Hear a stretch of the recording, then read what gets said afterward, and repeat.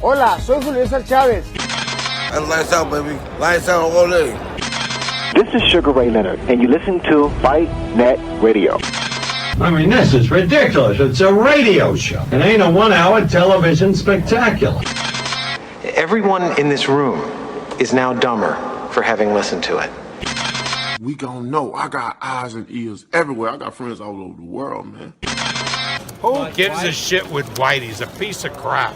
With a tear in my eye. Hi, everyone. Welcome to Fight Net Radio. Andrew Labouche, Miguel Antonio Barragan, and my name's Lee Honish. First and foremost, go to fightnetradio.media. Check out our website. There you can find Fight Fiend Migs on both YouTube and Instagram.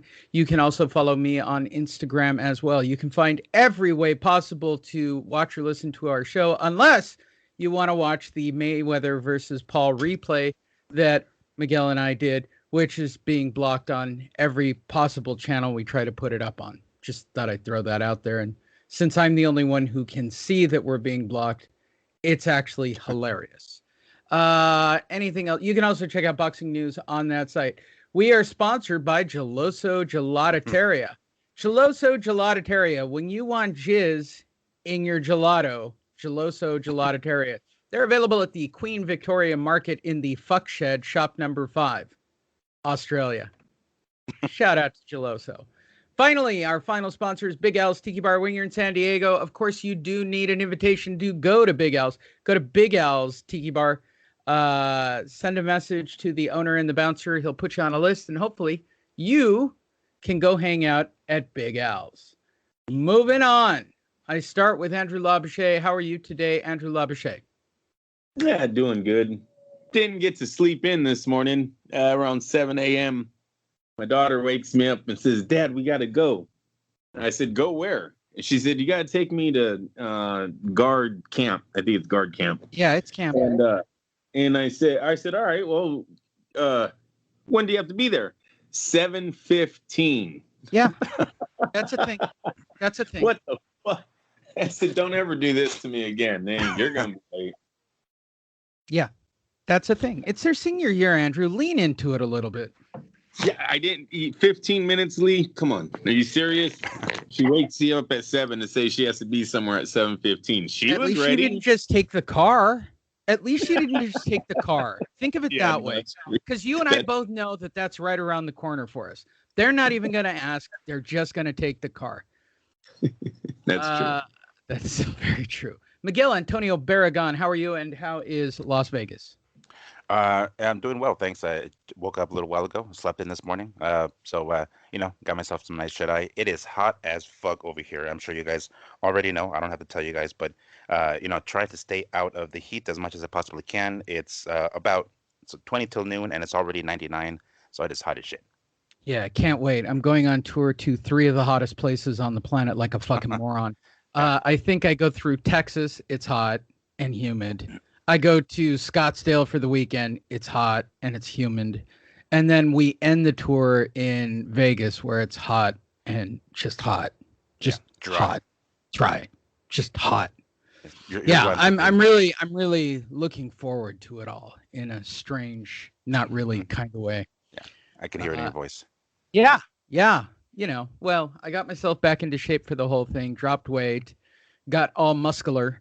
Got the fitted suit on. I'm ready to go and start the whole speaking routine and looking like a human being.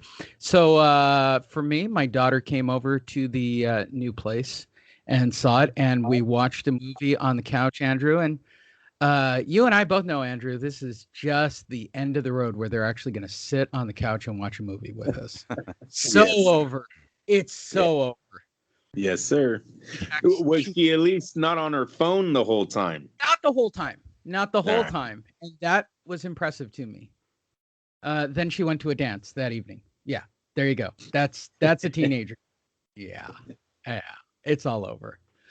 Oh, well, that's our lives. Note from our producer who would like us to make sure that we connect and engage with our audience and share something personal about all of us. There you go. Enjoy it, people. That's about it. This show's about boxing. I don't know why I'm so jaded about boxing. Probably because I can't get a credential and there's a shit ton of fights everywhere I'm going and I can't get a goddamn credential. And I've invested a lot of time into this Fight Net Radio project, and I want a damn credential while I'm out on tour. I digress. Let's talk boxing. We start off our week, as we always do, in reverse and cover the news, take you right up to what happened last night. That's the way the show works. If you don't want to hear about boxing, then go fuck yourself. You're on the wrong show. All right. Let's get right into it and leave where we left off. As you recall, Deontay Wilder was seen and then being heard. Let's pick up with some of the comments that we didn't get to hear from him. Apparently, in his complete moving on and now coming out of the closet and letting everybody know, he is now saying all kinds of craziness. Malik is my true brother. Even before me and Malik fought, we were very close, Wilder said in an interview with PBC. What a shocker it was with PBC. Throughout our careers, we always talked. I always wanted to bring him in because of his genius and his mindset as a fighter. All right, I'm going to stop right there before I go further. Miguel, I think I don't know. Andrew and you are very close on historical records. Is Malik Scott some kind of great fighter that I don't know shit about? Not that I remember. I mean, I know his name has come up several times throughout, recent history, but I mean, like to call him a genius, I think is kind of a stretch. Andrew? No, Malik Scott's no genius. The only thing I would give, when I say that, I mean in the boxing ring, like he did nothing special. The only thing I believe he did special was keep a good record for a long time before actually getting a shot. So maybe he's like the king of the bar fights. Lee, how you talked about staying in little towns, little halls, selling them out. I want to say maybe Malik Scott made a career of doing that. He might be referring to that, but there's nothing else special in Scott's career. As a matter of fact, a lot of people thought Scott, I think we already went over this, thought Malik Scott took a dive when he fought Deontay Wilder. So they probably are great friends because I don't even think he took a punch. He just went down for him. Well, he lost in every notable fight that would matter, right? He lost to Chisora, which doesn't bode well. He lost to Deontay. That's not a big deal, actually. And then he lost to Luis Ortiz. Jesus. Those are your biggest names. You beat Tony Thompson. He beat Tony Thompson. Maybe he was a genius in that fight. Well, let's continue on. Perhaps I do not know about the genius that is Malik Scott. He's a genius in his mind. There you go. He's a genius in his mind. Let's just leave it right there and let that one hang in the room. By the way, this is a real quote. I'm not making it up. Andrew, he's a genius in his mind. Andrew, are you a genius in your mind? Yes, I am. Good job. Before he steps up to the bigger ranks, he's 34-0. So maybe Deontay grew up watching him go 34-0. Who knows? Because I do think Malik's older than Deontay Wilder professionally and probably in age. So maybe he just watched him go 34-0, and that's why he thinks he's the man, Lee. I don't know. Miguel, are you a genius in your mind? Oh, I'm brilliant, dude. I'm freaking Einstein in my own mind. And I'm like, fucking Denzel Washington, like King Kong ain't got shit on me in my mind. Okay, I'm putting this out there for all the fighters. You got three guys who kind of know about boxing, who've kind of done boxing, who are all geniuses in their mind on boxing. I'm just saying, if anybody needs a trainer, we're available. God damn. He knows what to do, but he just didn't have the athletic body to be able to perform what's in his head. Really? Really? That's why he sucked at the top. I'm the athlete with instructions and teaching. I am able to perform what he thinks and what he strategizes. Wow. After the loss against Fury by 3 a.m. or 4 a.m., it was somewhere around there. We was already in motion and putting together a game plan. Scott told PBC, wow, he is a genius in his mind after all. He immediately was already planning. He immediately was already planning. Am I wrong, Miguel? I mean, maybe I should make you my punctuation expert as well as my sensitivity expert. I'm wrong. I'm right? That's bad. That's bad. I mean, if he's gonna call Malik a genius, maybe he should let him be his publicist or something. It's like, no, bro, because for some reason putting the mic in front of fucking Wilder isn't a good idea. From what I can he tell was here. like, listen, this is what Malik said. He was like, bro, you're my head guy now. Wow, that's really technical. That's how deep. that all That's came really deep, isn't it? Oh my god. Oh my god. Am I the only one that really wants these guys to lose and lose badly? Like, I just want the whole one series to go. thing. One thing about this hookup is it's not new. Malik's actually been in Deontay's team for a while. He also walked him out to the rematch. So Malik Scott's in the corner on the rematch of the Fury fight. So there should be nothing new being brought to the table here for Deontay. It's just Wilder. him like moving up in a spot, right? Like I guess moving up in That's the right. hierarchy of his team. Yeah, that's right. Can we start a conspiracy theory like it was Malik Scott who actually sabotaged his trainer so that right? Oh, that's a good one. Pay raise. Got a pay raise. Yes. got a pay raise? It was all Malik Great, Scott. Mark And Cleveland. so when Deontay loses this fight, he's going to say there was a conspiracy by Malik Scott to get rid of his old trainer. Oh, that would be so great.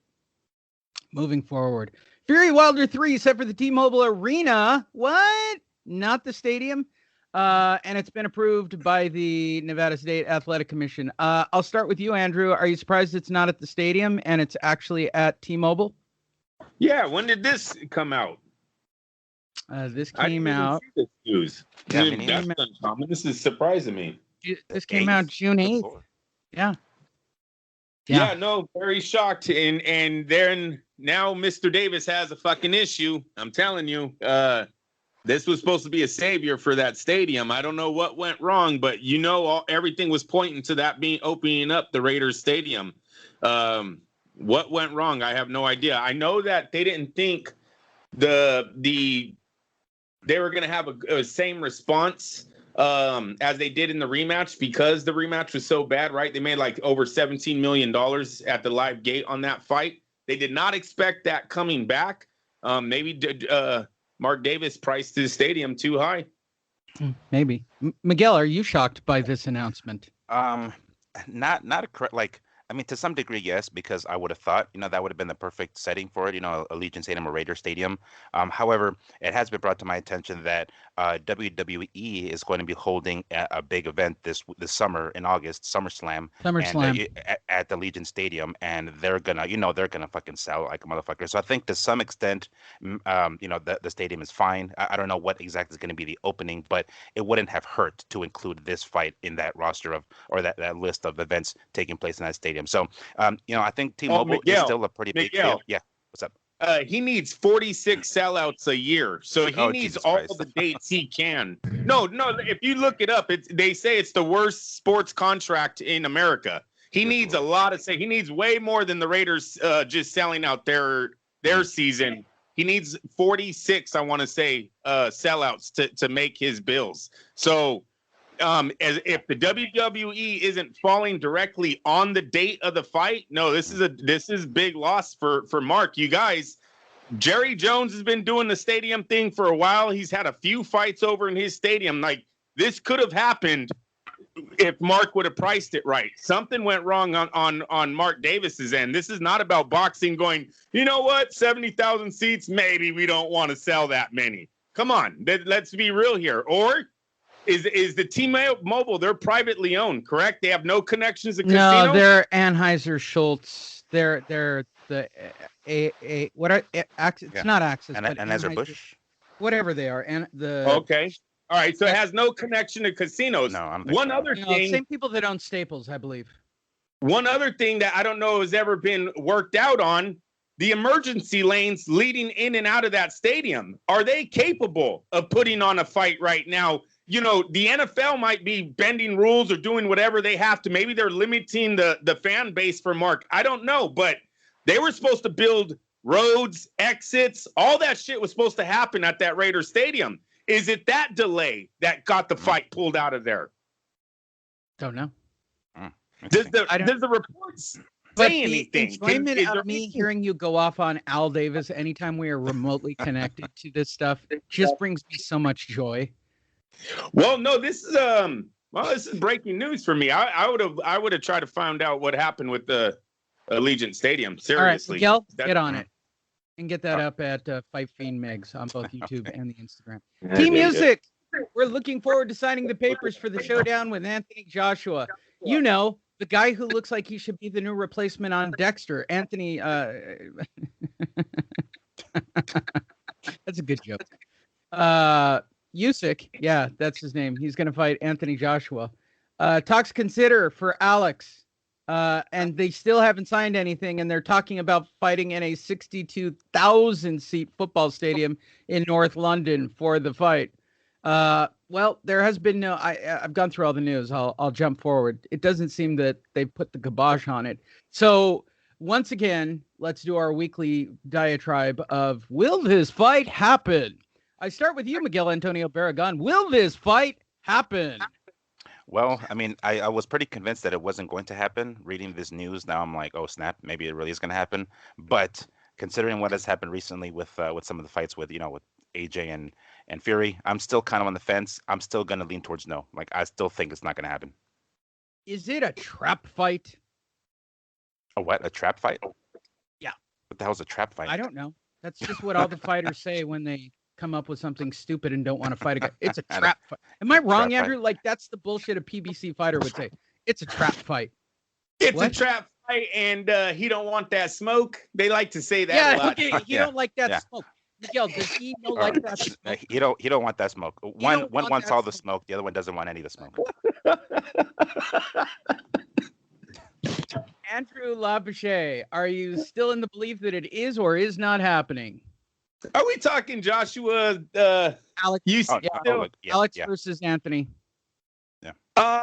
Yeah.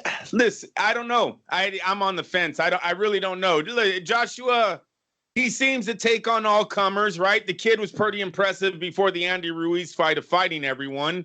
Usyk's dangerous. Is he that much of a threat that they would give up the belt and to hold one of the biggest fights in heavyweight history, maybe the biggest fight in UK history? I don't think so. They got to move forward with this fight, Lee. If Joshua can't beat Usyk, he didn't deserve Tyson Fury. That's what this boils down to. That's what I'm hoping. Now we'll see. Eddie Hearn still said what he said, right? So who the fuck knows? Because Eddie Hearn did say they didn't need the title, even though I think that's a joke. And I'm going to tell you, I'm going to say it again. It's a bad move when you're playing the mental game with Tyson Fury. Tyson Fury will eat you alive. You give up that title, AJ. So that's all I got to say about that. Canelo Sanders generates $9 million live gate from 66,000 tickets sold. Yes, the abomination that was Billy Joe Saunders taking a stool for his broken eye socket. Blah, blah, blah, words. I start with you, Andrew. 66,000 seats sold for Canelo versus Billy Joe. Surprise, reaction? Reaction.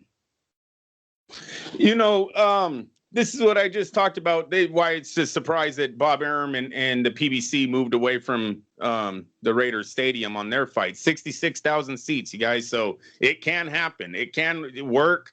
Now, it didn't even make half of what the MGM brought in or it did make a little bit over half of what the MGM brought in for the Tyson Fury, but they did it with 17,000 seats sold. So, it's a good number, but Vegas does way better. And that fight probably would have done better in Vegas. Miguel Antonio Barragan. Yeah, I mean, it's a good number. I think like the capacity there is 80K. So, I mean, that definitely shows strength. It's possible. It's possible to get there. But yeah, I mean, to piggyback on what Andrew was saying, they would have made, I think, tons more, a lot more here in Vegas. I mean, shit. If they would have gotten, I mean, I know they can't now because of the current circumstances, but I mean, I don't know if this is how it was in May, right? This was May 8th, I think it was, yeah. Right? So yeah, I mean, I don't think anything was at nearly the capacity, here as it was over there. So I get it, but I mean, yeah, had that been over here and we would have been 100% capacity or as close to what Texas was at that time, it would have made tons more. There you go. Moving forward. WBC president. Yep, it's one of those segments. The WBC president on Mayweather Paul. It was a phenom and an entertaining event. Lee, why would you pick this story? Because if you can't see the writing on the wall, I can already see a belt being made by the WBC president. Let's see what Mauricio Suleiman said about this fine event. It was a phenom to see Floyd Mayweather, one of the greatest in history, against Logan Paul, who outweighed him by a shocking 45 pounds and had a significant height advantage. But in an exhibition, they have security measures and greater control of what happens, Suleiman said. I didn't really have time, Suleiman said. I would have made a belt and tried to sell it to him, but I couldn't get the workers together quickly. Nobody can control the issue of influencers because the reality is there's so much popularity and there are so many willing to pay to see them fight. We must provide guidance and take care of everyone involved. Oh, what a dick. He's saying he wants to do more of it. Oh, what a cock-sucking money grab. All right. Anyone surprised here? I'll start with you, Miguel. Surprised Mauricio wants to get into celebrity bullshit and probably create the WBC celebrity belt? I mean, the only thing surprising that he isn't already in there, that he hasn't already, like, you know, thrown his hat into the mix and made up some sort of like TikTok fucking WBC belt or some shit. I'm sure that's. Oh my God. Yes, The right. With little WBC phones as the TikTok side belt. plates, with little cell phones as the side plates and shit. Like, I would not be surprised if that's where the direction they're gonna go. So no, the only thing that's surprising that he hasn't already gotten his, you know, greedy ass hands on this already. Wow. Andrew, shocked by Mauricio being yet again a whore? No, and that's a good idea. The little bird right next to Muhammad Ali and There's Be pretty social cool. media symbols on the Yes, green belt. and they have to have Oh. that blue check showing they're authentic. Gotta Oh have my that. God. Oh my God. That's so great. I don't even know how to get one of those made as a bumper for today's show, but I would totally I just got to get the belt and make it myself. It's just, that's today's show title completely. Moving forward on the undercard of Fury versus Wilder, we get to see the Polak fighting, I guess, the other Polak. I don't know. And if that's offensive, let me check. Miguel, is that offensive? I'm gonna have to Polak say it is. versus Yes. Polak, when Polak must lose.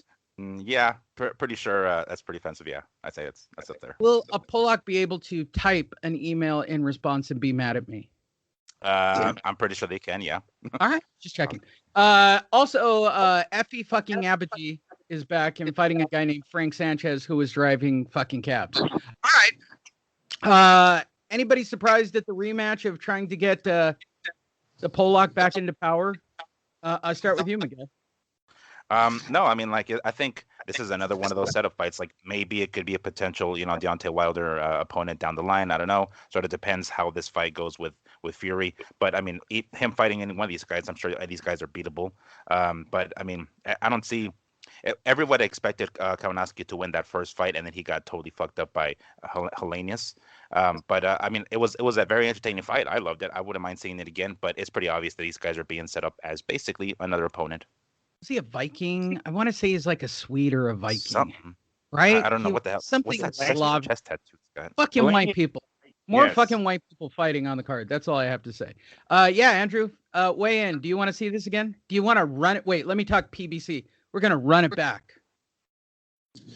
Well, look, okay, Ajagaba. Effing Ajaba.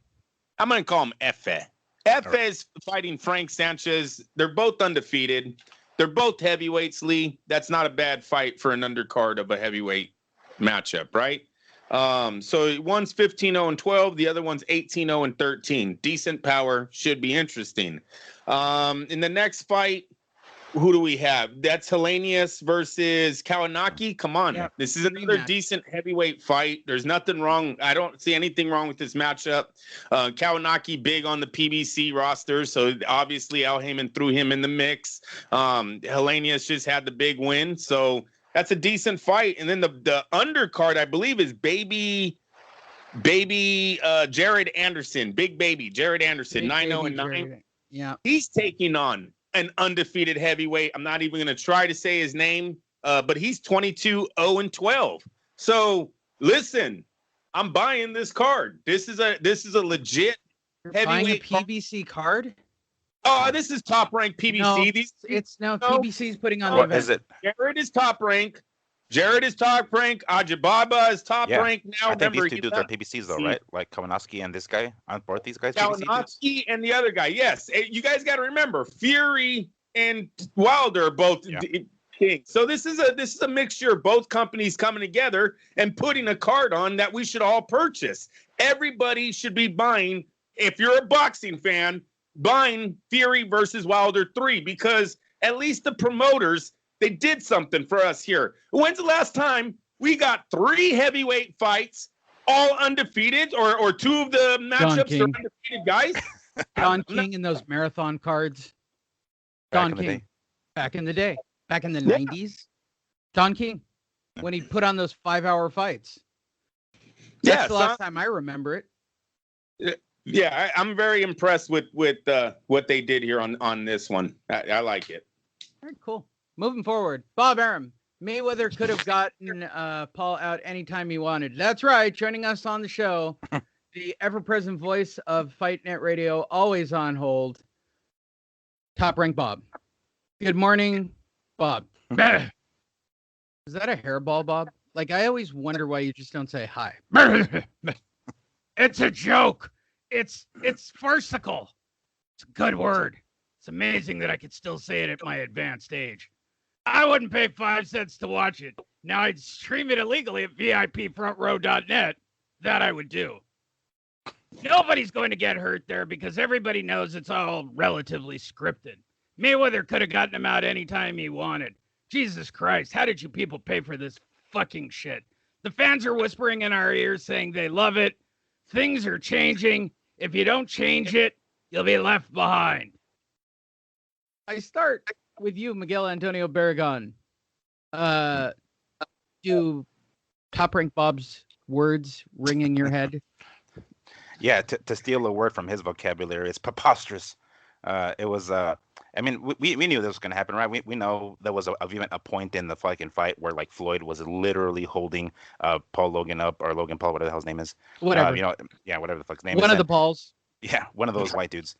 He was basically holding him up after he cracked him. It's like, yeah, he wasn't going down for the count, but he was going down and just kind of kept him up for a little bit. And, considering how, in seconds, Floyd took out Tension, that Asian kid from, Japan, and the other exhibition bout, he was like, okay, maybe I should probably, let this one go on a little bit longer and give the fans more of a treat. So of course he was able to take him out whenever he wanted to. A couple of times he caught him like hard to the body, and you can tell that Paul was feeling them shits. And if Floyd would have wanted to, he could have kept going. And mind you, by like maybe 4th, 5th round, Logan Paul was already dead. Like, his arms were dropping and he was already tired. So yeah, of course he could have taken him out whenever he needed to, and he decided to give us a show. So can't hate him for that. Andrew Labouche. Are we still talking about this fight? Seriously? Hey, I can move forward right there. That's actually a very funny line, Andrew. That puts a button on this easily. That was awesome. Moving forward, Spence promises to knock out Pacquiao into retirement. Fight to have VADA testing, no rematch clause. All right. So if you're keeping up on the one-track sided story of this whole thing, Errol Spence was in a car, got flipped over. He's only had one fight since he got flipped over, had his whole face reconstructed after that, fought a relatively simple fight in his comeback fight, really hasn't done much of shit, and somehow magically won the Pacquiao sweepstakes. Okay, you're all caught up. Now, Spence, who's been doing press conferences, is now quoting. He told Barbershop Conversations, how do we not get these fighters on our show? People are doing shit shows. I'm preparing my body to get into training camp mode and do the best that I can. You haven't been training up till now? What have you done during COVID exactly? To get into the best shape that I can and be as strong as I can to knock out Manny Pacquiao and send him off into retirement. What a strong code. All right, let's talk about a couple of things here. First, VADA testing, and I start with you, Miguel. Notoriously, Manny Pacquiao has no problem shooting steroids and cycling if there is no testing, and he loves Macau because of it. So we'll start right there. Will the VADA thing have an impact on this fight? I don't think so. I think he knows how to cycle properly to the point where nothing comes up positive. He's done it, I'm sure, plenty of times already, so I don't think that's going to be too much of an issue for him at all. Andrew, will VADA testing have an impact on this fight? No, Manny's a legend in this sport, so if there was any cheating going on, which is very, it's not cool to say when a guy has never been busted for anything like that. No, they're gonna get away with it like he has for the last what is it, 3 decades, 4 decades? He's gotten away with it for a very long time. I don't know what they do in the Philippines for his blood doping, but they do it very well. All right, second question, Andrew. Is he gonna knock Manny Pacquiao out into retirement? No, and if Spence is trying to be the bad guy in this fight, he's trying to take the little Mayweather role. He's doing a good job. The guy sounds douchey right now with how he's talking about Manny Pacquiao. How he talks about Manny Pacquiao. How he talks about not having to fight Terrence Crawford. Like, he's so proud of these things. It's very sad. I mean, someone needs to remind Spence, Manny's 42 years old, has 7 losses, has already been knocked out. He was knocked out, 7 years ago? When was that Marquez fight? I don't even know. I'm just throwing 2012. 2012, 9 years ago. 9 years. Come on, are you fucking serious right now? Like, he won the win over Thurman, awesome win. That was 2 years ago, and we said he was old on that night. So shut the fuck up. Fight Terrence Crawford if you're so big. If you're so big and bad, take on Terrence when you guys are still in your prime. I don't give a shit when you guys are past 33 if you really face each other. It's going to be another Pacquiao-Mayweather moment. It'll do nothing for their legacy. Miguel Antonio Barragan, will he knock Manny Pacquiao out into retirement? It's possible. He can do it. I don't think it's going to happen. So I guess the answer to that question is no. I don't think he's going to do it. But he definitely. I mean, he's got everything on his side. Youth. Age. Or I said the same thing. But like size. I mean, strength for fuck's sake. So I mean, I understand. To mention or to piggyback on what Andrew was saying. Like, even if Manny comes up positive on some of these tests, I'm sure they're just gonna sweep it under the rug. And it's like, all right, we got to get this fight going nonetheless. So maybe that's what Manny needs to compete. But as far as like strength wise at 147, I don't know. I mean, it's possible that he can do it, but I mean, he is talking about a 42-year-old fighter after all. So it's like he sounds so fucking macho when he's doing that, and you don't hear that same kind of talk when talking about Crawford. So yeah, I mean, it's just exactly, bro. It's like he doesn't say that. Yeah, sure. Yeah, exactly. So I mean, is it possible? Yes, it is possible. Is he gonna do it? I don't think so. No. All right, so our reoccurring segment that's now into its 3rd week, Miguel, have you changed your mind on who's gonna win the fight? No, I still got Crawford win. I mean, fucking Spence winning. Yeah, I have Crawford winning too. But Andrew, we're in our 3rd week. Have you changed your mind on who's going to win? Danny Garcia, decision. Sean Porter, decision. Mikey Garcia, fucking fat ass lightweight, decision. The list goes on and on. Who did he knock out that was legit? Peterson? Kel Brook had a broken face already. I don't consider that a legit stoppage. Leonard Bundu? I mean, get the fuck out of here. This is going to a decision. And yes, he should be the favorite. We shouldn't act like this is a shocking surprise that a guy in his prime who's supposed to be the future of this sport, was supposed to be the future of this sport, is going to be the favorite against a fighter. Is it 3 decades or it's 3 decades, right? He's been a champion in 3 separate decades. Yes. Oh, yeah. That's 30 fucking years, kids. 30 years. Oh, I'm not surprised if Spence is a fucking favorite. Yeah. Where's Terrence? Just say Terrence Crawford to him. I bet you he gets scared. Bam, bam, bam, bam, bam. Don't get it twisted. All right.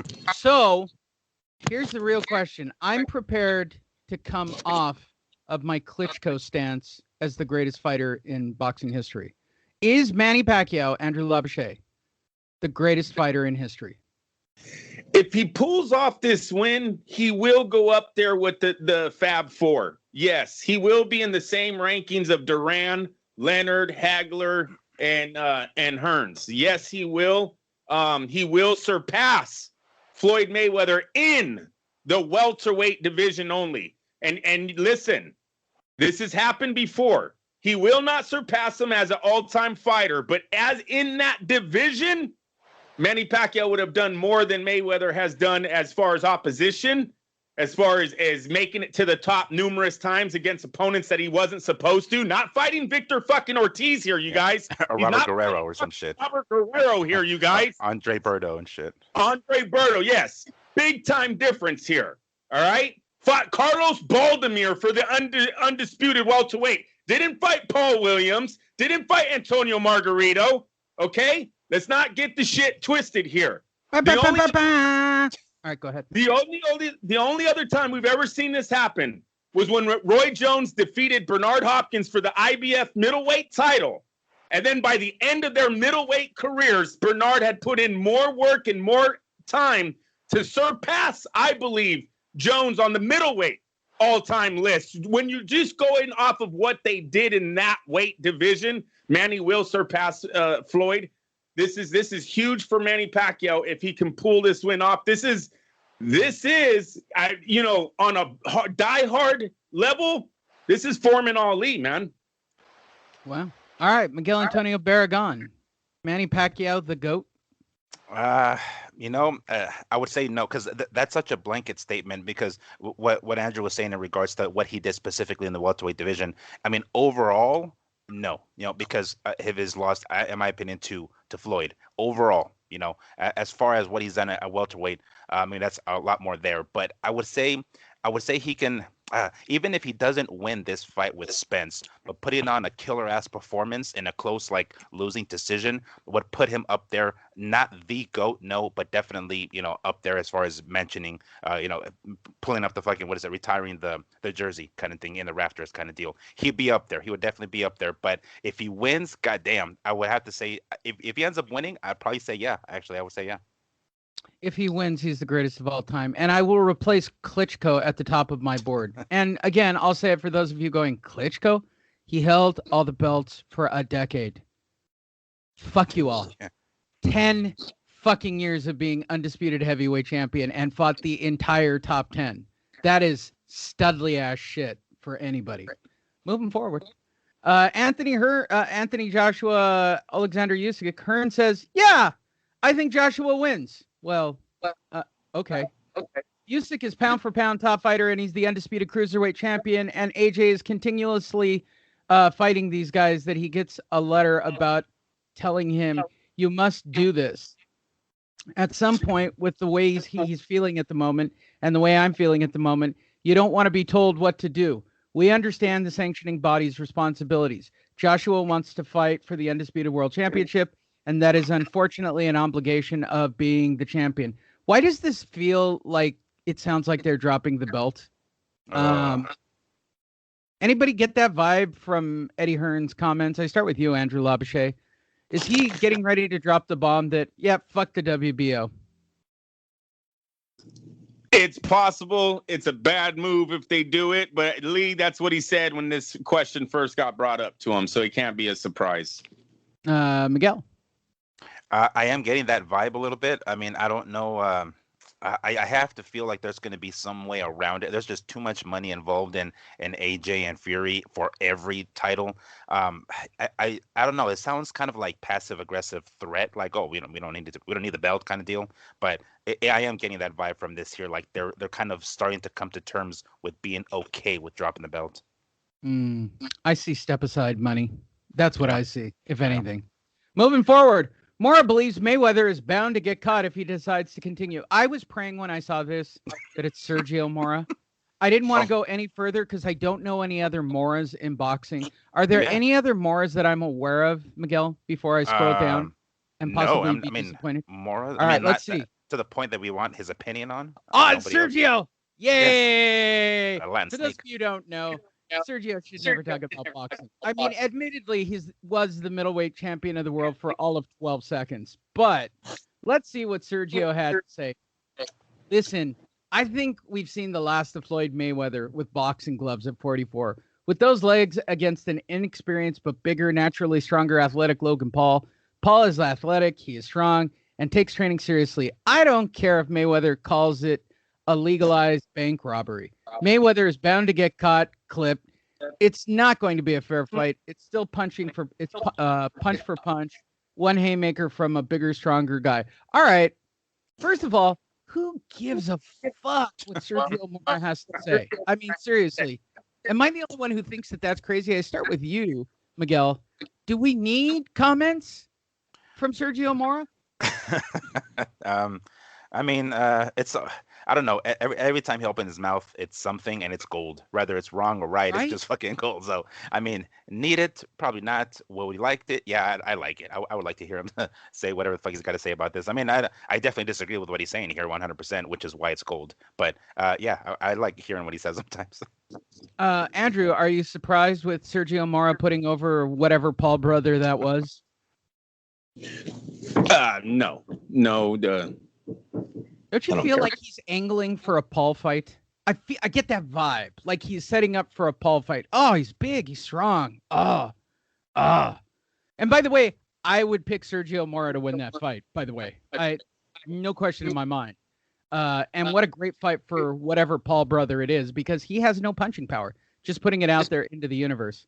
Sources say Mayweather Paul pay-per-view projected to generate at least 1 million buys. Yes, Andrew, we're talking about it again, only based on the buys this time. I start with you. We talked about this when we tried to record the watch-along. I'll start with you, Andrew. 1 million people paid for this farce. When Manny Pacquiao started his welterweight run, he destroyed Oscar De La Hoya. 1 year after Oscar had gotten a split decision off of Floyd. He might then, 12 years later, possibly defeat the other king of the division? It's a huge fight for him. Fuck the Paul Mayweather fight. Can we move on? Yeah, no problem. We already. Did you want to add anything, Miguel? Because I'm afraid of pissing off Andrew. Just that I'm not sure how accurate that number is, but if it is 1 million, it definitely helped that it was only $50 and not like 75 or 80 or some shit, because it was relatively cheap. But anyway, yeah, we can move on. Yeah. 2008 is when he destroyed Oscar De La Hoya at the welterweight division. 2008, and Spence is bragging about being a favorite in 2021. Fucking joke, man. Moving forward. By the way, my place is haunted, and I'm legitimately hearing footsteps down my hallway. It's actually quite enjoyable. Hey, didn't want to hear a goddamn word out of Sergio Mora? Let's go to somebody even less responsible to listen to, Chris Algieri. If you don't know, that's the guy who sells vitamins and does boxing on the side. He's not ruling out the possibility of Pacquiao shocking Errol Spence. I got to see what he has to say. I got to be honest. What does the guy who sells vitamins have to say? Not only is it one of the things where you can never count out Manny, but I never count out Manny. Yeah, because he fucked you up, Jack. He's one of those guys. He has one punch power. He has the speed. He has, and he's awkward. He sets traps. He's offbeat rhythm. His ability to change throughout a fight. The best make adjustments. All right. I start with you this time, Miguel. Are you interested in the vitamin guy's take? Only if we let out the animal, we let him out of the cage this time. Only if we let him out of the cage with his comments. Then I'd like to hear it. Yeah, then I'd like to hear what he has to say. Other than that, he's basically like Mr. Nice Guy and says, whatever the right thing is to say. So I'm not too interested in what Algieri has to say about this. Andrew, are you interested in the has-beens words? No, and it shows seriously where our sport is. Remember when like Roy Jones, Sergio Mora, and Chris Algieri comments? We got Paul Malignaggi's always getting a mic put in front of him. Like, when did all these B-rated fighters start? We cared so much about what they thought or said, or even it's always amazing. Yes, Mora is a champion. But how many times DAZN goes to him like if he's some fucking legend, or you know what I'm saying? Like, Mora, what did you do? Dude, he was a champ for like 6 months. Get off the shit already. It's fucking insane how this is turned around. But yeah, I surely did like the sport more when you had guys like Foreman, Sugar Ray Leonard, Roy Jones Jr. Yes, whatever. This is where we're at right now. Since the show needs filler, it's time for that recurring segment that we all have come to know and love. Can they knock Lee out without spilling a beer? The game show where our two panelists try to figure out whether or not a selected fighter can knock me out without spilling their beer, let alone knocking me out. So today's contestant is Chris Algieri. For those of you playing along at home, place your bets right now. Our panel will decide. There are 3 ways to bet it. Yes, No, there's some variations. And of course, a tie. There is always a draw in this game. So last week we started with Miguel. This week we start with Andrew Labouche. I'm walking in a beer line, Andrew. I accidentally Charlie horse Chris Algieri while spilling a little bit of a beer on the counter. He turns and he goes, "What's up, bro?" And I go, "Fuck you." So the question is, Andrew, does he turn? Does he sit on it? Does he knock me out? And does he spill his beer? I'm going to say no, and then he buys you a beer. I think that's that one. This segment always gets better every week. Wow, that's strong, Andrew. That's really, really strong. I turn to Miguel Antonio Barragan. What happens next? Well, let me see here. So, I mean, considering he has a background in kickboxing, I'm pretty sure dude can crack. So I'm going to say, yes, he can knock you out. He doesn't have a beer in his hand, but rather apple juice. Okay. And he doesn't spill it. So yeah, he does knock you out and does not spill his apple juice. It's some mineral water, Lee. Yeah, there you go. It's like carbonated mineral water. Bubbly. Some He's shit. got a boobly. He's got a boobly. Oh my God. He's drinking mineral water and taking vitamins. Oh, Chris Algieri. So sad. If you bet the draw, you would have won this week. Moving forward, Oscar De La Hoya wants to get Zurdo Ramirez to 52-0. Oscar says, we won't have him fight anybody important. All right, let's see what he actually says. The long-term plan is to get him to 52-0 and get him to break Floyd Mayweather's record. Okay, did you say anything else like who he's going to fight? No, he didn't. He just really, okay. We want him to get to that undefeated record, break the record of 50-0, notes De La Hoya. Listen, then he will break another record. He'll be the first Mexican super middleweight champion ever. Okay, bro? He will be. And then he can fuck Canelo up because I can't fucking do it. I don't know what his angle is. I mean, is Zurdo just going to fight fucking trash cans until he gets to 50-0? I start with you this time, Miguel. We all know the Oscar plan. It's not going to be against anybody in the middleweight division that's worthwhile. So are we going to get a parade of trash can fighters till he fights Canelo? Yeah, I mean, as long as he can avoid it. Like, I'm not even sure how to fucking put this into words. How is that the prime goal? How is that like anywhere near? Well, let me tell you how you do it. You just say it out loud on somebody's shitty podcast, and therefore it's the thing. It's like how like it shows his priorities. Like, fuck everybody else in my fucking staple. It's like, let's pass Floyd Mayweather's record. Like, what the hell does that have to do with anything, dude? Get this dude against guys, other top, light heavyweights, Bivol or those dudes. It's like, let's get these fucking fights going. It's sad that that's the priority. That everything else just takes the back seat, making sure Zurdo makes it to 52-0. Like, come the fuck on. It's dumb. But and the fact that's like the first thing that comes out of his mouth. But I mean, can he do it? Yeah, of course he can do it, as long as he keeps fighting taxi cab drivers, of course, and hot dog vendors and shit. Of course he's gonna fucking do it. But that's a good one. I like that one. But it's possible. But I mean, come on now. It's like, are we gonna tune in to watch him get to 52-0 just for the sake of getting to 52-0, or because he's gonna fight other top light heavyweights? Or MGM employees, probably about the same. Yeah, it's hot dog room vendor. service people. Food service McDonald's employees. Andrew, are you surprised that Oscar's really just a fucking dick? He's a car crash right now. I don't know if the story's coming up soon, but Oscar finally made the threat to Canelo that he'll fight him. If I'm Gilberto Ramirez, however you want to say it, I'm pretty nervous about who's running my career right now. Obviously, he's not thinking about the big fight for you. No, De La Hoya's got the big fight in his own plans. And if that does take hold or start coming into plans of these two are going to showdown, where does that leave room for Ramirez? Oscar doing any type of business with him. Oscar will then be a professional boxer again, and he'll be on to, at least this next half a year being sewed up in his own business.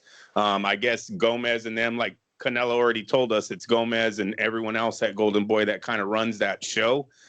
Just a very sad place right now, man. I didn't think De La Hoya was going to be this stupid.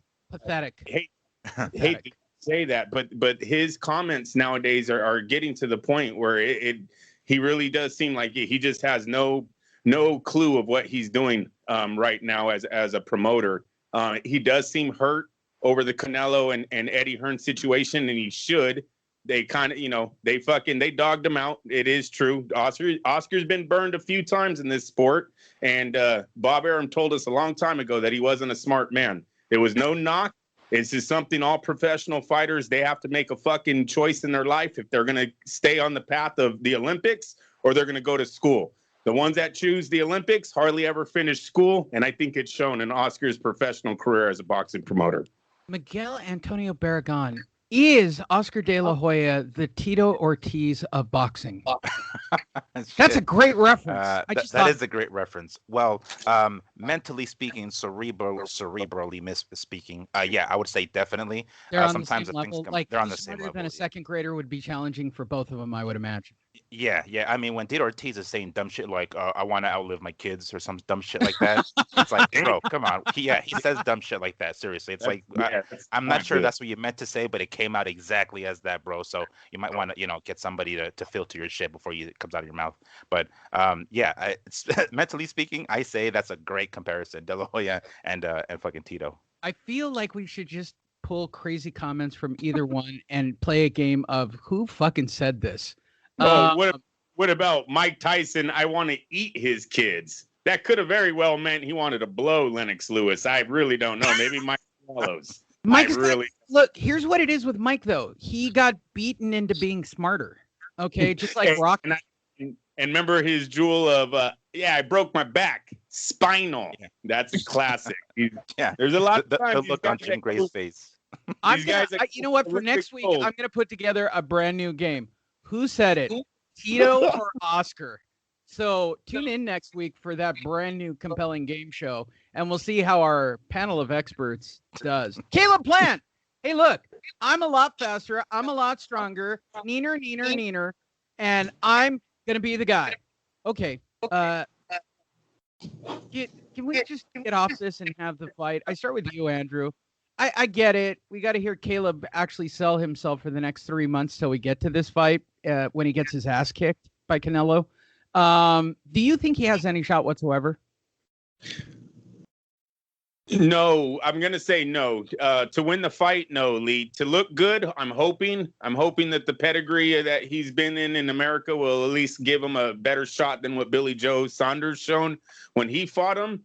But no, as far as winning, no. And I also, does it seem like Caleb is one of these guys that has been doing this his whole career? Oh, Floyd and them? I have the same IQ as them. Hey, that dude's power? I got his power. Like that. It's like, bro, all you do is compare yourself to a bunch of other guys. You've done nothing that they have yet. You're all of them. All right. We'll see how that goes for you.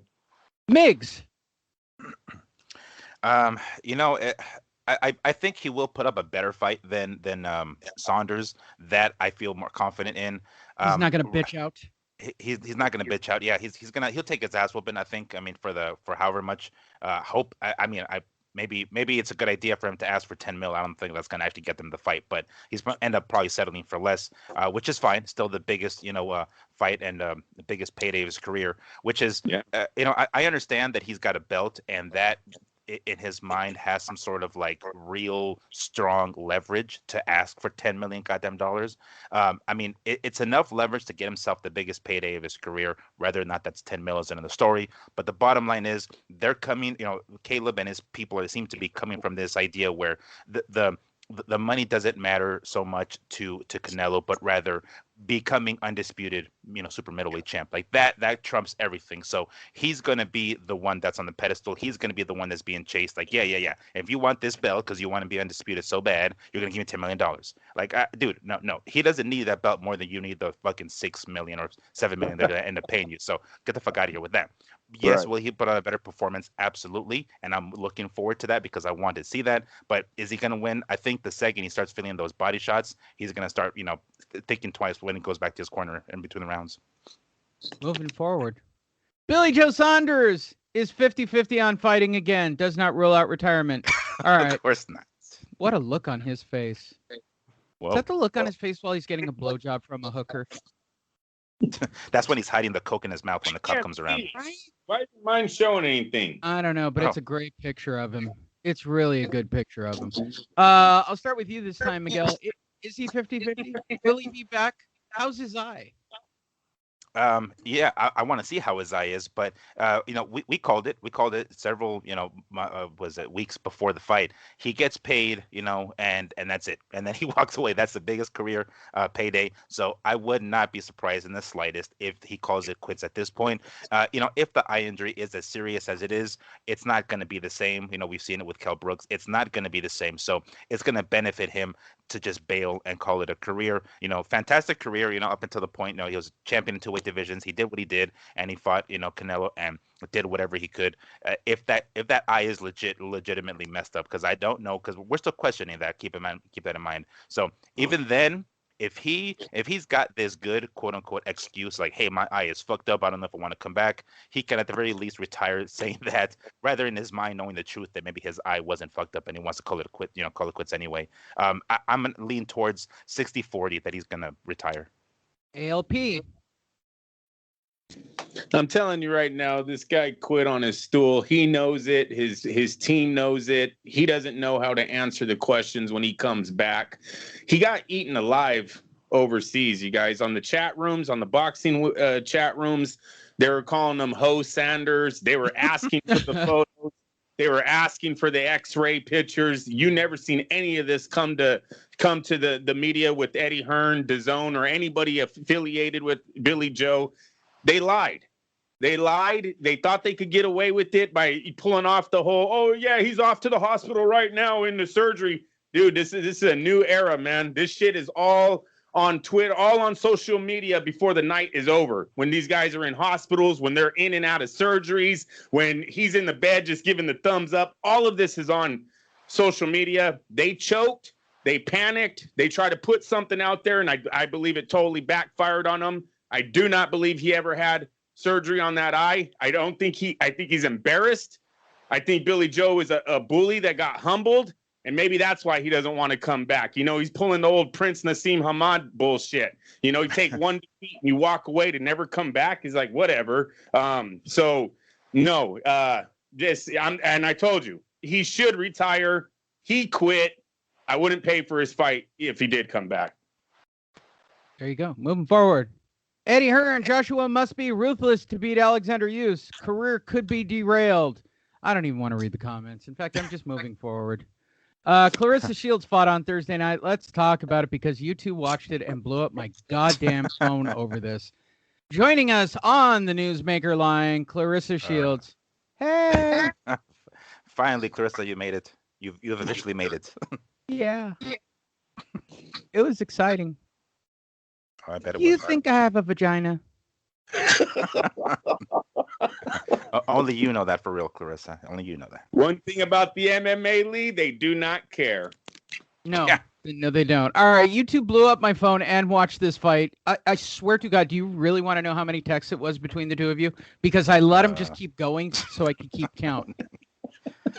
It was 35 texts back and forth. You guys set a record on Clarissa Shields. We don't text that much for like a big fight, okay? We don't. Our for those of you who don't know, we will score fights back and forth, and yeah, sometimes it's interesting. Yeah, maybe 20 texts back and forth, like for a big fight. These fucking two blew up 35 texts back and forth over Clarissa fucking I've got no vagina Shields. You've got to be joking me. You gotta calm yourself with that, though. That's not right. Well, if she wants to drop her drawers and prove to me. An hour earlier, you said, "Why can I get credentialed?" I can get into PFL. I know the owners. That's not a hard one to get into, actually. I'm not saying the MMA. I'm just saying, Lee, you can't be saying that about her. Well, she can kick my ass too. Oh, let's play the game. Oh. I didn't even think about it. She's beating you and Chris Algieri. Yes. Yeah. With the same punch, the same swing, connect both at the same time. She's just coming all the way through. He's doing this like Three out. Stooges thing, slapping three people at once. And doesn't spill her beer or steroids, whatever it is she drinks. All right, you guys watched the fight, so I'll start with you, Andrew. You were all fired up about this on Thursday night. What did you see? What did you do? What got you so excited? Well, going into the fight, I was real nervous. Listen, it's there's only 2 times this has happened where a boxing champion, we're not just saying a professional boxer, but a champion has went into the octagon and tried an MMA fight. Holly Holmes did it when she fought Ronda Rousey, and now Claressa Shields does it at a lot younger age. Clarissa's only 26, has only had 11 pro fights undefeated. I believe Holly Holmes was in the 30s and also had 30 wins, if I'm not mistaken. I think Holly Holmes had a lot more experience than Claressa, even though Clarissa's got the 2 gold medals. Big fight. They hyped it up that way. It wasn't just me. Me and Miguel were going back and forth. It was funny how they kept calling her the GOAT of women's boxing. They said Hold on, this was... as a side note, were you two chopping it up on social media? I've been told to use younger terms. Just asking. Go ahead, Andrew. Their combat history was being made here. Granted, the opponent that Claressa was facing was nowhere near as superstar, as credentialed as Claressa was going into that octagon. I believe the girl had a lot of defeats in a row. She has a losing record, but she's a grappler. She's Brazilian Jiu-Jitsu. She's everything that they say is anti-boxer in the octagon, right? She had the experience. This is her playground, yada, yada, yada. The fight happens, and Lee, it turned out that way pretty fast. The girl takes Claressa down, and she's dominating Claressa on the ground. Dominating in wrestling, in grappling, okay? She's not dominating in actually beating up Claressa. Or doing any damage at all.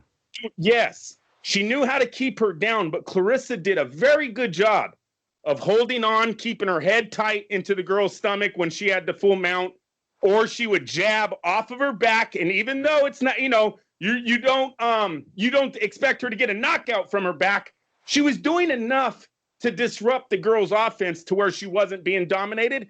And in the first 2 rounds, she was able to outlast a full mount twice. Now, the fight, in my opinion, should have been over when the girl got the full mount. I thought Claressa showed a lot of heart staying in there, composed, didn't get tired. Her face held up. She wasn't all beat up, bleeding, nothing. In the end of the second round, I thought Claressa Shields had knocked out her opponent. She got out of a ground situation and was able to land a bunch of punches on her opponent while she was still on the ground. And it looked like when the bell rang, she was hurt bad. I actually texted you guys, did she just knock her out? When they came back into the 3rd round, the cobwebs, I don't think left that girl. She was never in the fight again. Claressa did a lot of things. Eventually, Lee, the girl takes a shot. She misses the shot. Claressa then goes prison war on her and hits her in the head about 60 fucking times before the ref decides to stop it. I thought the ref did a horrible job of defending that girl. Listen, these professional fighters, Miguel, when we were going back and forth, I was preaching that way before this whole MMA thing was first catching fire about you've never seen a home run hitter get a home run off of his knees. So I know about it's not that much power behind the punch when you're on your knees, but the way they were allowing Claressa Shields to hit her on the side of her head, even though she was on her knees, this is a pro boxer. This is a woman that's probably been hitting punching bags, speed bags, people's heads for half her damn life. Their knuckles are scarred. Their knuckles are bigger than regular humans. Like, you don't want that. You play with fire, you're gonna get fucking burned. And I thought that ref was playing with fire right there with how many shots she allowed a professional puncher who won 2 gold medals fighting the world against the world. You're gonna just let her sock this girl in the head that many times. And I didn't count them, but there was a lot of them, you guys. Claressa, she was green on the fact that she didn't know how to do the ground game yet. You could tell she was green there. And she was also green on the kill. Twice, she let up on the girl because I think she knew the fight was over. But this is the MMA. There is no fucking the ref's gonna break it up. You pound that girl's head in until they stop the fight. And Clarissa eventually she went back to, okay, I guess I just got to beat her brains in. Then they stopped the fight. It's hard to do that. It's hard. It's really. I'm gonna give her credit because it's really fucking hard coming from boxing, Andrew.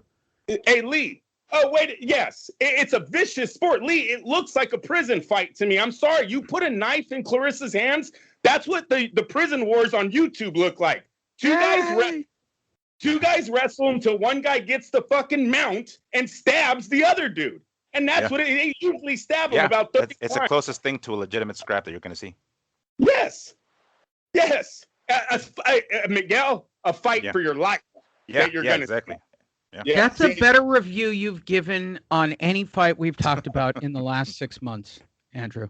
That's how hilarious that segment was. You have to remember boxing sucked for over a year now. We haven't got key matchups. You guys got to remember the last big matchup we had, all three of us were on the phone together calling the fight. It was Fury Wilder 2. We were all on the phone doing a live thing. When boxing is thriving, we're there. I'm not going to fucking be, I'm here to talk Jake Paul and fucking Floyd Mayweather or any of this other bullshit that's happening. All of these last night, Shakur Stevenson matchup was absolute bullshit matchup. I'll never lose to a cop. That was so, what? That's all you got? That's who your opponent is? Whatever. No. Wow. The boxing has been down for a while now, and I don't, hopefully these guys find their way out of this bullshit soon. I think the lightweights are. I have major faith in all these lightweight fighters are going to give us some great fights. But the welterweights, you guys suck, man. Seriously, PBC, you guys suck. You guys have ruined our fucking sport.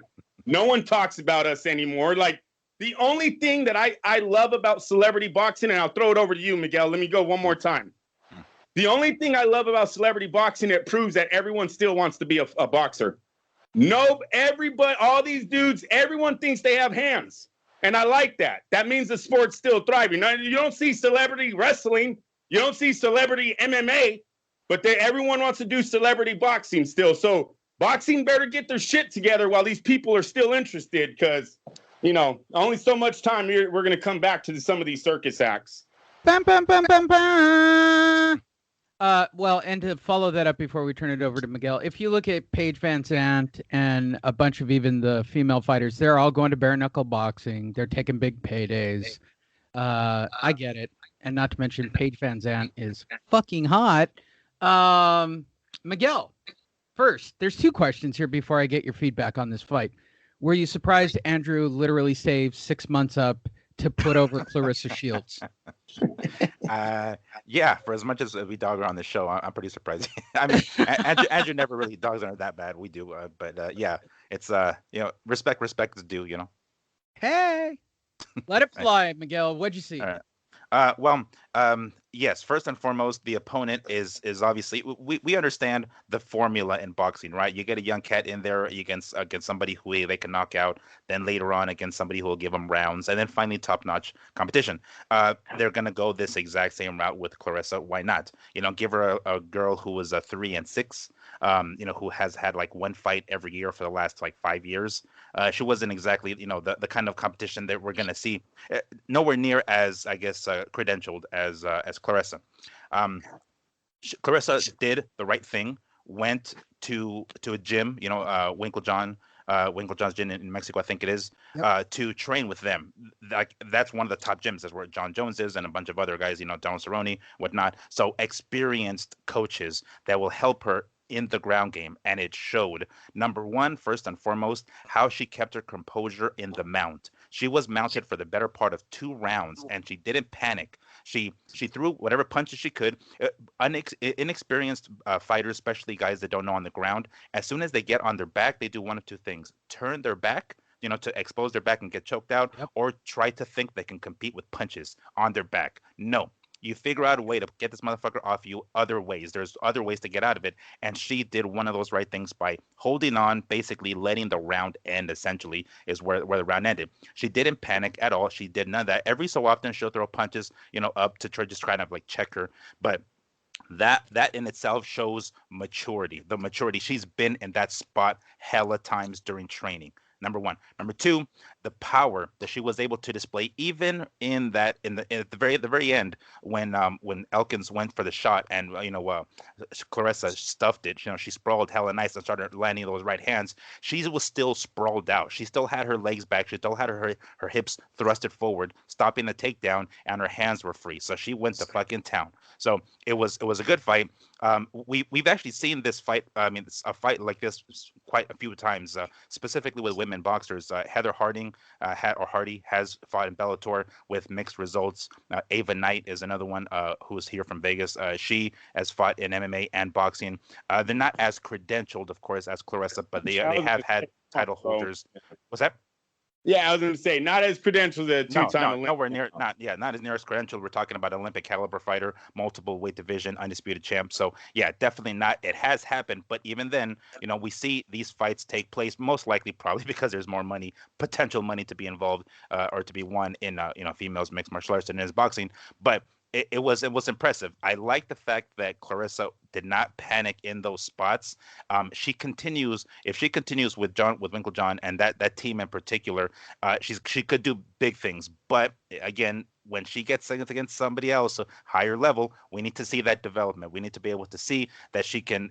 I understand her not going for takedowns. Obviously, she's going to want to stay on the feet. I understand her not really throwing many kicks. Her strength is her boxing. All she has to worry about is the defense. And, we know that Elkins wasn't exactly the top-notch opponent, right? We get that. But even she took Claressa down twice and controlled her on the ground.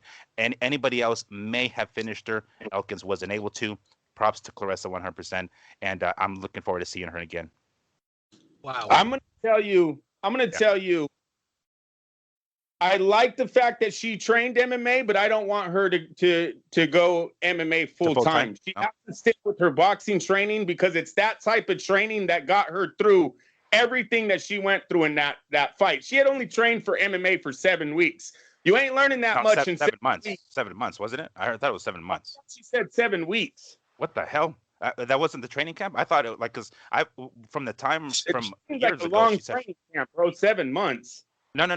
When she's talking about 7 weeks, I thought that she was talking about that's the training camp. I wasn't sure because I thought no, hold on. I don't think 7 weeks. We saw 7 weeks worth of practice in that fight. I don't know about that.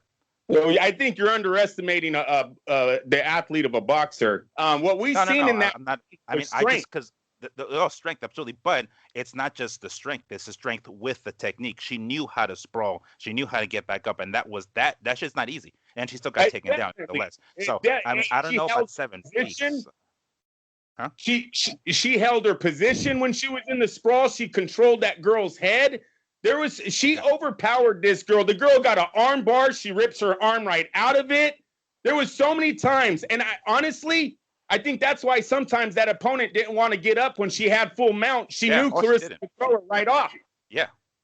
There was one point where Claressa underhooked her, took her down. The girl thought she had leverage, and Claressa's like, no, I'm stronger than you. You go down. We've all been on the mat.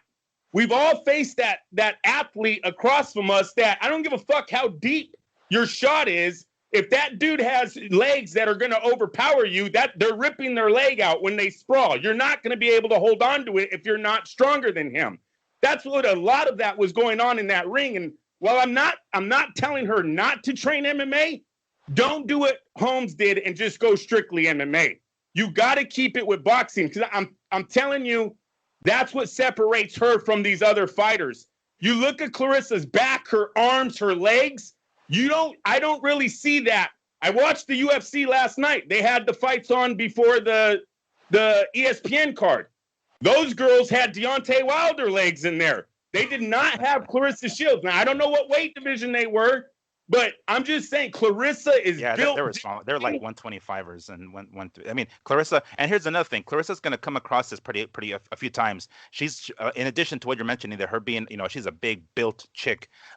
There are few women that will be able to even really fight her really there, because that weight division, there's certain, there's an average of women's weights and heights in professional fighting, and there are too few where she's at. I think the girl that she actually fought, as a matter of fact, normally fights at smaller weight divisions. I'm not sure, but nonetheless, like I think she's gonna have a hard time finding opponents that don't have to move up in weight to be able to fight her in MMA. It's probably a good idea to her to stick, primarily full time to boxing, and I guess maybe, I don't know, make some money on the side with PFL here. Because keep in mind, PFL, I mean, I don't think she's going to be there anytime soon. I'm talking about Claressa, but their tournament styles, their professional fight league is what they call it. So they do this tournament format, this playoff format, and the winner gets $1 million. So there's money to be made for them. I don't know if she's going to be there anytime soon, but I understand why she's hopping over to try to, potentially get a big payday. But to say they mentioned it during the broadcast that she's going to try to do both, at the same time.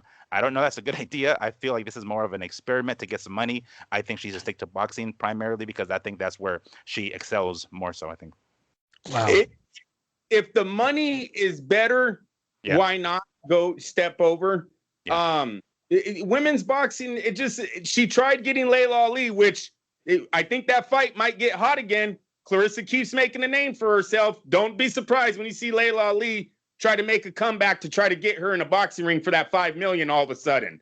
So all this, dude, did you guys see now Claressa all of a sudden her thing was shared like 3,000 times. She had thousands of likes. Like she blew up overnight.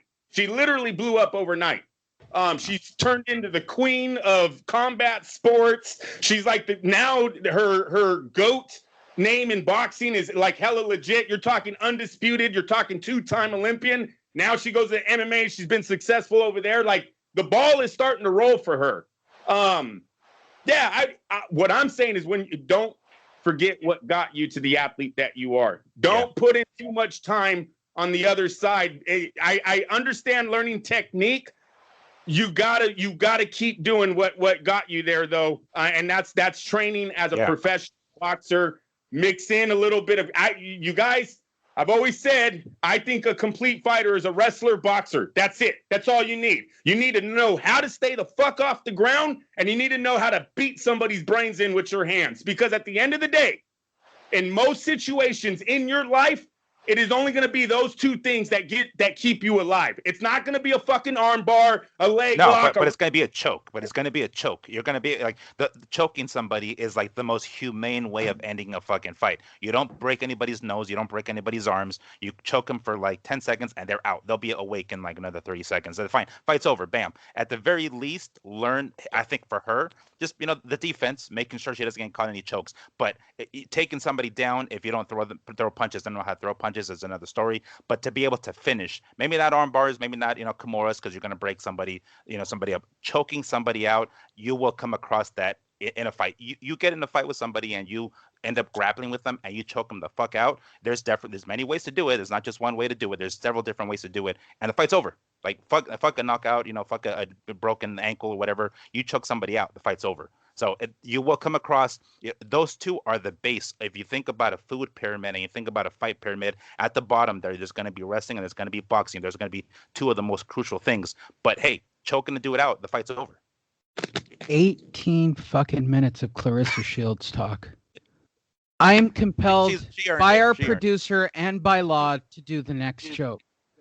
I now present the question to the panel, and I start with you, Miguel.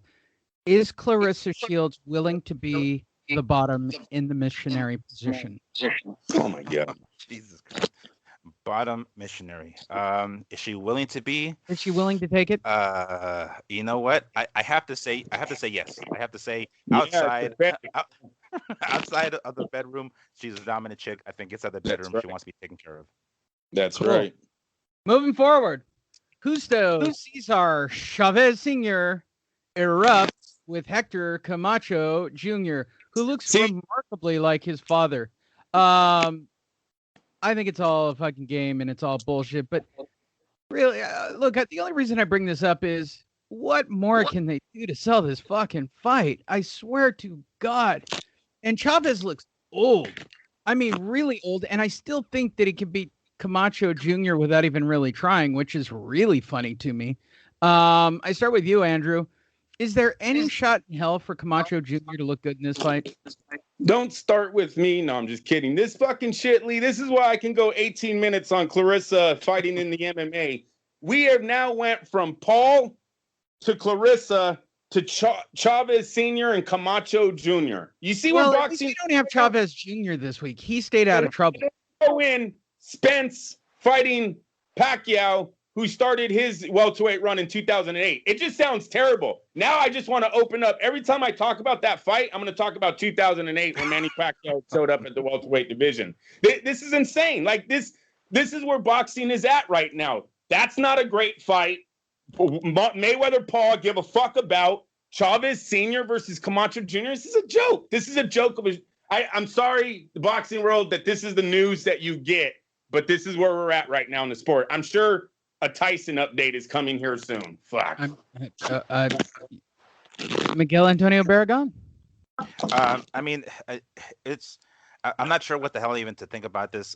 We know Chavez Sr. has gone as far as to say that he wants to make it a short fight. So I think they're going to go like 4 or 5 rounds, something like that. I don't know how many rounds they're going to go in this from what I've read. So it's going to be a short fight because he's fucking 50 or whatever, 6 or whatever. I'm not sure how old he is at this point. But, watching clips of these guys face to face and Camacho Jr. kind of getting physical with an old man, it's like, bro, the fuck? I realize we're trying to hype this up, but you can break his hip for Christ's sake. Relax.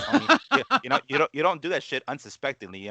Try pushing him and shoving him around during the fight if you want. He's at the very least going to be able to brace himself. Not doing that at a damn press conference with an older man. That doesn't make things look any better for you, dude. But it's I don't know, fucking circus, whatever. If it were a real fight, I'm telling you guys right now, Lee. I'm telling you right now, Camacho Jr. does not like Chavez Sr.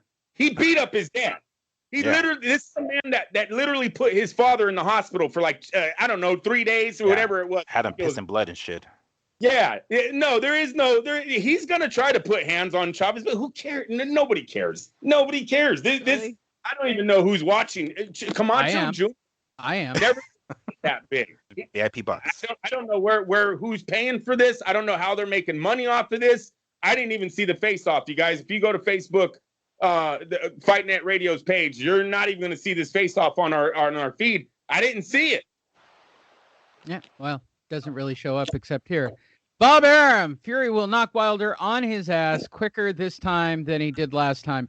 Just an excuse to have top-ranked Bob back on the show. Listen, it's an interesting fight. Don't sleep on this Deontay Wilder kid. He's an up-and-comer. I think he's one of those winners, and that's Tyson Fury. And I think he's going to knock Wilder on his ass quicker this time than he did last time. No doubt in my mind. But don't sleep on Wilder. Definitely, order the pay-per-view and buy your tickets early. The reception for this fight has been great. I mean, it's amazing. We had a birthday party and 100 people there. It was a great reception. I can't believe it. It was better than the last time. I have never seen any feeding frenzy for ticket like this fight. That's why we held it at a smaller venue.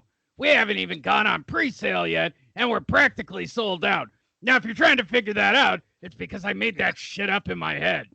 Now, in a funny way, this fight may do better than their last fight because people are starved for big traction.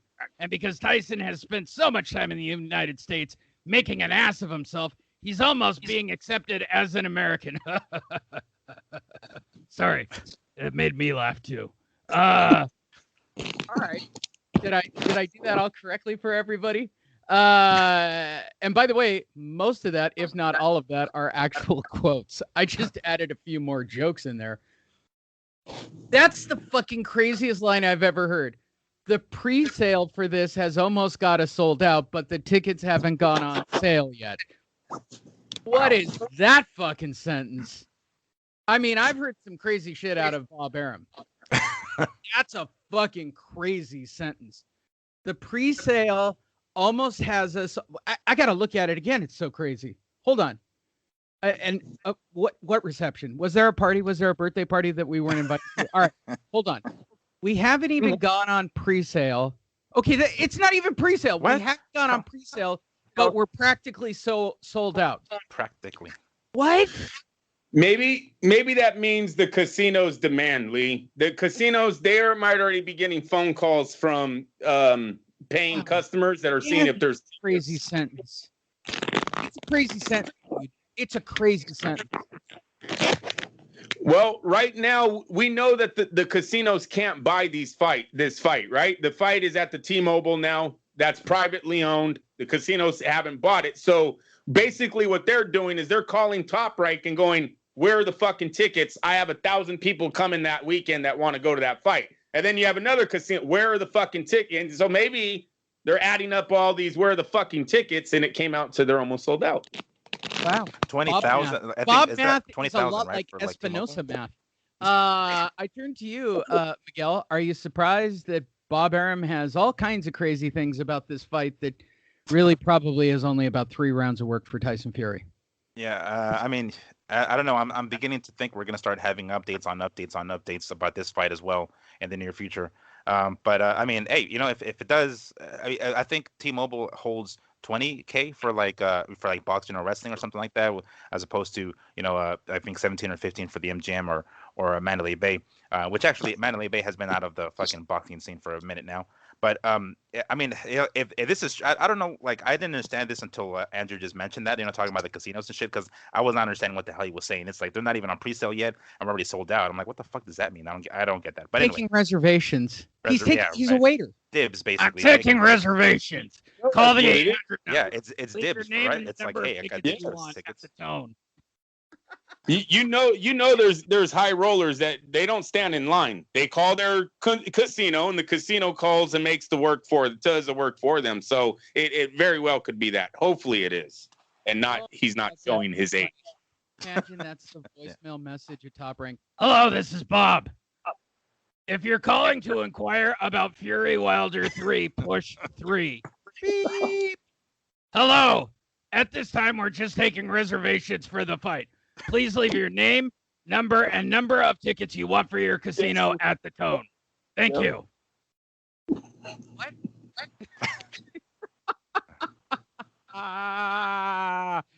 Jose Pedraza. I'm getting better at rolling my R's, Miguel. Breaks down, stops Julian Rodriguez in 8 rounds. And my only question is, why did it take 8 rounds? You guys both watched the boxing last night. I watched the MMA. So let's talk about what happened on Top Rank. I start with you, Andrew. Did you learn anything new about Jose Pedraza? No, Pedraza was fighting a young man, Rodriguez. I think they were trying to use Pedraza as a stepping stone for Rodriguez, and it totally backfired on him. He ended up beating the young man, and you know, he beat him with the jab. The guy's face didn't hold up at all. He was getting swollen on both eyes pretty quick. So it was just a bad coming out party for Rodriguez. Miguel Antonio Barragan, it was a big night for the jab. If you don't know, we have a new champion in the UFC who won it behind a jab, I might add. Okay, what did you think of Jose Pedraza? Well, I mean, you know, Julian was undefeated coming up to this fight, if I'm not mistaken, and it was expecting this to be like kind of his coming out party, and it didn't turn out that well. They probably chose the wrong opponent in Pedraza.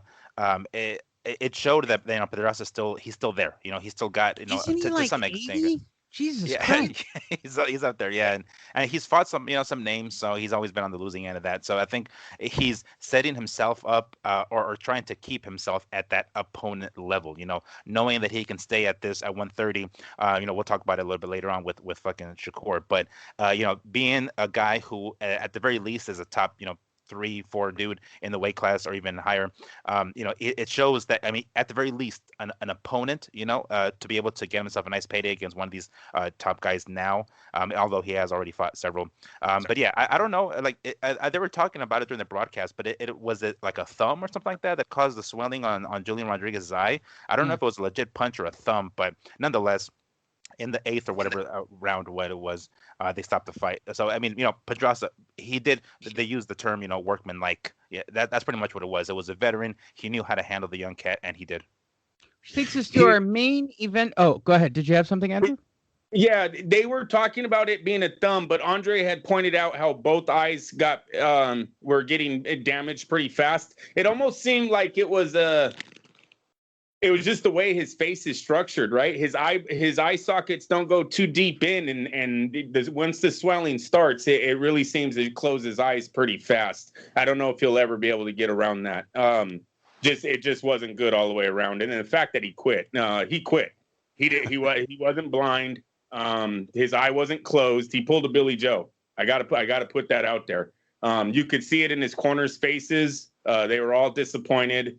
He was trying to squint just like Billy Joe was, acting like his eye was closed when it wasn't.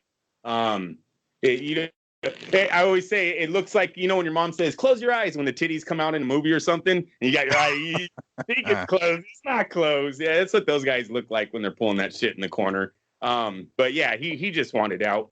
As far as Pedraza, he's got to be the fucking hardest working man in boxing. I think this is why we think he's so old, is because the dude's been everywhere. He's fought on all networks. It seems over this pandemic, he's the only one that fights on the undercards for Top Rank. So yeah, he's in his early 30s, but give him credit. We know of him because he won't stop fighting. Definitely not one of these guys that take one fight per year. Definitely. Which takes us to our main event of the evening. Yes, we'll add in a little MMA talk to round out the show, but I managed to watch a couple of these rounds. I quote Timothy Bradley after the fight, which is the best quote of the fight. Yeah, I get it, but I almost fell asleep and I was reporting on the fight. This dude's got to learn to be a little bit more of an entertainer and make a fight entertaining. That fight was unwatchable.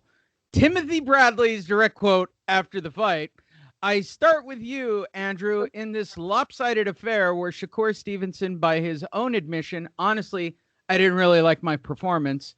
All right, let's talk about it. The fight sucked.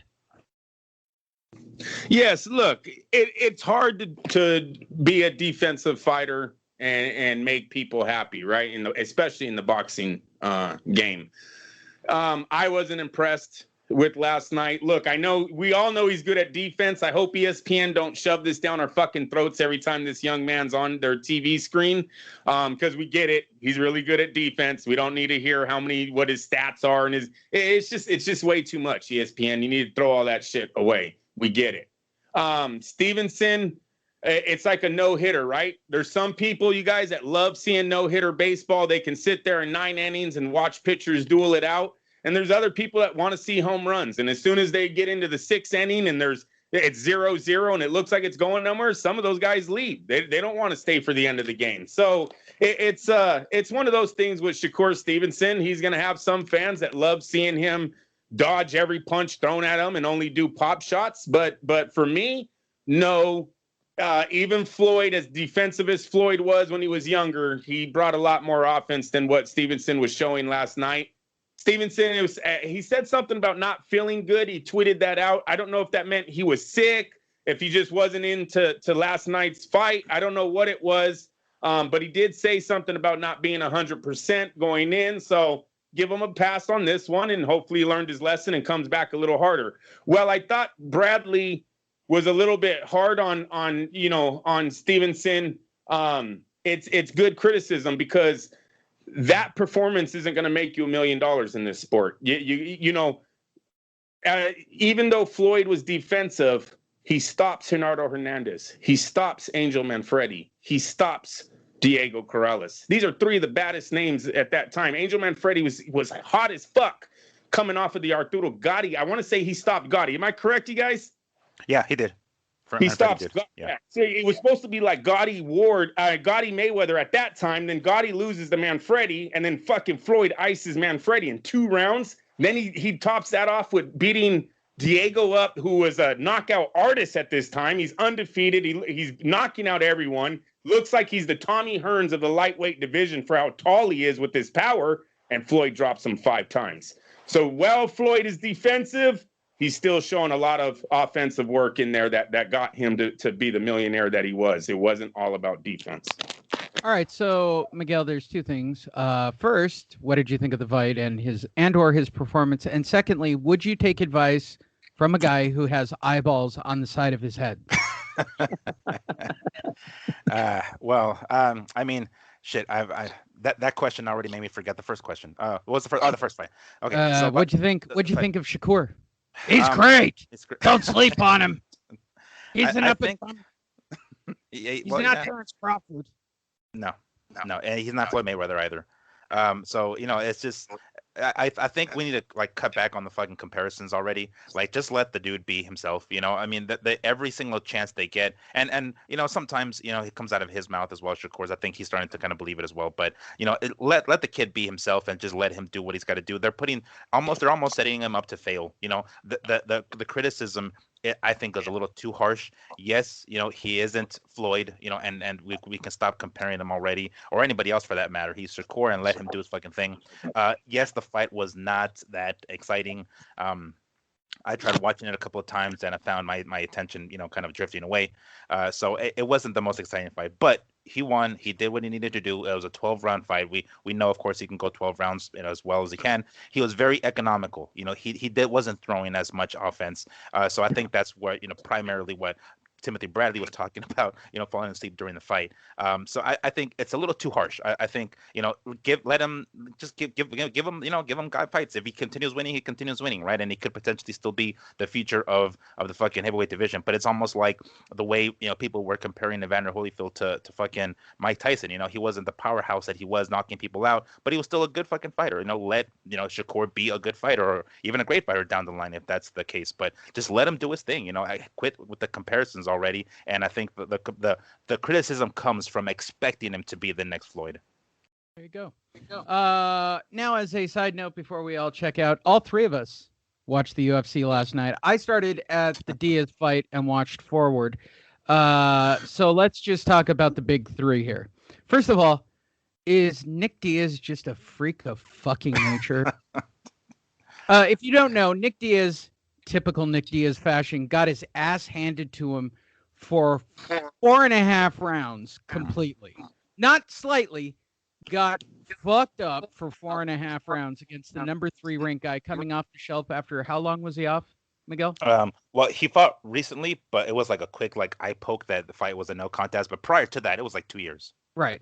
And then in the final 30 seconds of the fight, he lands a goddamn home run that makes everybody watching actually shit a goddamn brick. And I honestly think that if he doesn't shrug and do that whole little moment of "you're out, fucker," which is a very Diaz trait, and he just jumped on him at that moment, it might have been the biggest upset in UFC history. It might have been. Andrew, what'd you think of Nick Diaz? I did not watch the UFC, Lee. I only watched the fights, and it was only the last 2 fights that was on the ESPN card. Yeah. Oh, okay. UFC. I'm sorry. I apologize. Miguel, quickly, what did you think of Nick Diaz? He needs to call it quits. He's just taking too many damn shots. He's going to be slurring his words real soon. If he isn't already, you know, freaking sipping his food through a straw. He needs to quit it already. Yes, he can take an ass whooping. Yes, he still got Diaz. Both Diaz brothers have this thing where they throw like pity pat shots, and then they'll sneak in a hard one that surprises people. It happens all the fucking time, and they always have to be wary of that. And Leon Edwards was not wary of that. He thought, okay, I can take his shots, and then he lands that left that damn near finishes him. If he doesn't clown around at those last 30 seconds, Diaz, and does his finger point shit, he probably would have been able to finish it. It would not have been the biggest upset in UFC history, but it would have been up there.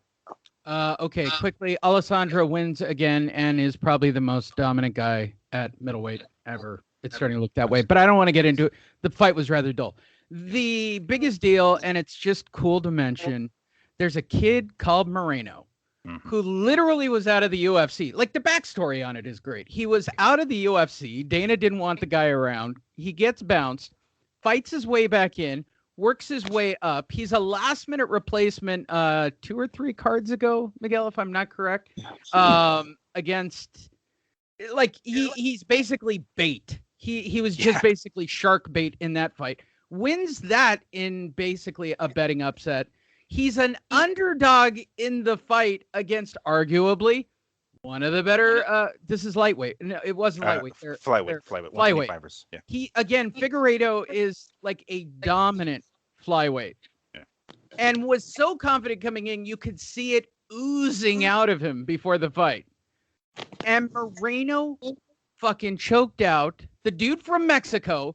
Choked out a Brazilian to become the first Mexican-born UFC champion. Viva Mexico. Miguel, give it a quick button for the show right here. Oh man, what a killer ass performance! He comes to the UFC on the Ultimate Fighter, right? He gets a few wins in there. He goes through this stretch where he basically gets dropped from the UFC, gets to the next bottom level, I guess, whatever, like the will with AAA beef to like Major League Baseball. And in the last minute, kind of fight, he fights, and then UFC calls him back. Hey, we need an opponent. He comes back in, and then he strings off a couple of victories, still again in the UFC in his second stint, and then he gets a fucking shot at the flyweight title last December. That the fight went the distance, ended up being a draw against Figueiredo. They end up having this rematch. Holy shit! Me and my dad were losing our shit watching this fucking fight. He won this fight with a goddamn jab. He dropped a jab, Figueiredo Andrew. with He a fucking just jab. jabbed this guy Good to lord, was it gorgeous? And it started to look in the third round, I think was, or second, I think end of the second. He takes Figueiredo down. Figueiredo starts landing these elbows, and immediately a big old mouth starts swelling over Moreno's right eye, or left eye, I think it is. So immediately they go to the fucking the end swell, trying to compress or trying to press that thing down. And then in the third round, he comes out and he finishes him with a choke. Holy shit! It was And then, of course, he goes on, his post-fight interview inside of the octagon, crying and stuff like that, holding that belt. I hope, for the sake of this young man, that he gets paid well. There you go. Andrew, anything you'd like to add for this week? No. You're happy with the show? Yes, I'm always happy with the show. The news is garbage on the boxing side. 18 minutes of Clarissa Shields talk. 18 minutes. Yeah, I can already see the notes from Sam Navajero. Twice now our champions have stepped into the octagon, and twice now they've knocked out their opponents. Now, granted, I get it. Holmes' career hasn't been undefeated over in the MMA, but in her biggest stage, and that was the Ronda Rousey fight, that was as big as it gets. That was their Tyson and an undefeated champion boxer.